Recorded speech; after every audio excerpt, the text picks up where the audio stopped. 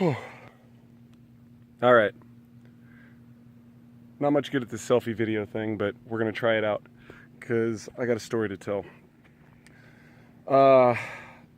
August 2nd, 2016. Tonight is a new moon. Last night was very dark skies. New moon meaning no moon, meaning pitch black. I came and set up my camera gear to do a time lapse of the Milky Way moving across Lake Billy Chinook.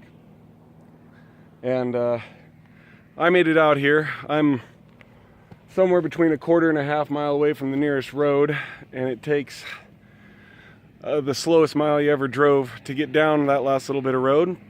I got here way later than I should have, and I was setting up everything here in the dark.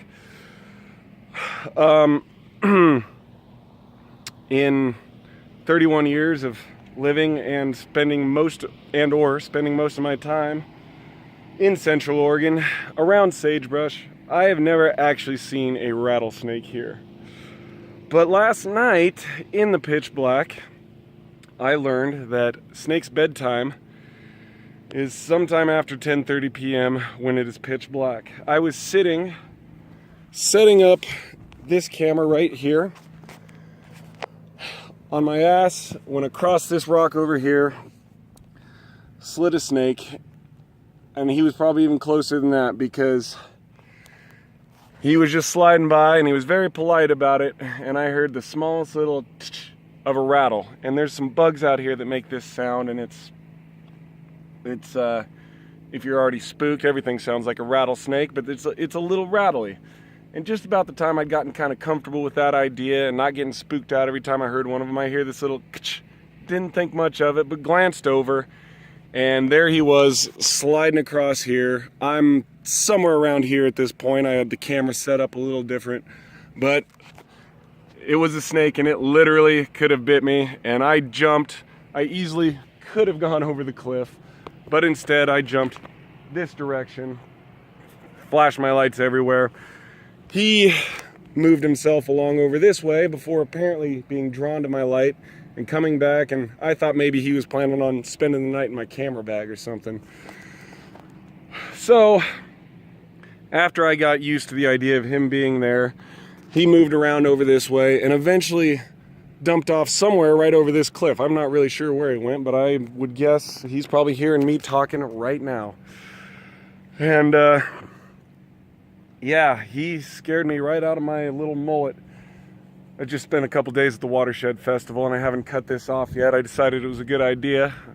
That's pretty debatable, but I got called Joe Dirt more times than David Spade probably ever has. But yeah, after that, I had to walk my happy ass back up across here and around and up and somewhere around 1/4 mile down there.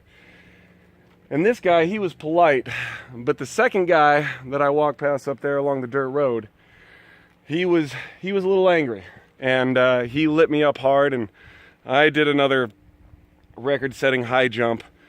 I was on the phone with my dad the whole time. I called him because, to be honest, I was just scared of the dark at that point and needed somebody in my ear. And I think Dad got a kick out of it. He might have been a little nervous at the time, but probably more entertained. I'm not really sure. But I did make it home, and I did come back, and my cameras are still here.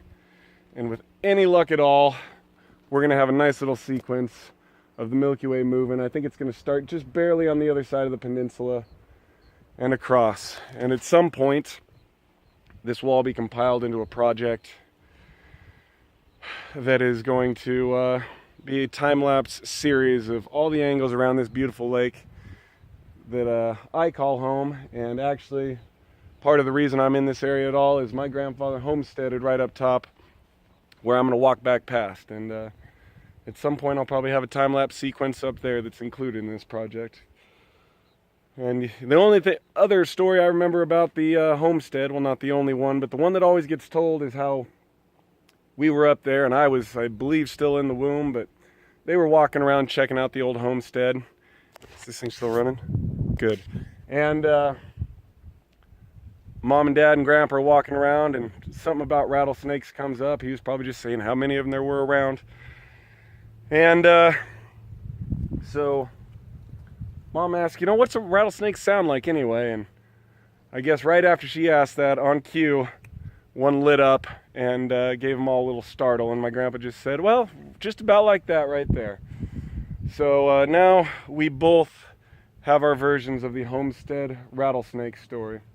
I'm sure Grandpa has hundreds of them. Killing them in the yard, everything, if you want to call it a yard. It looked about like the rest of everything out here, I'm sure. But they used to walk down. There's a trail that cuts down. Back when this was a river, before the dam was here.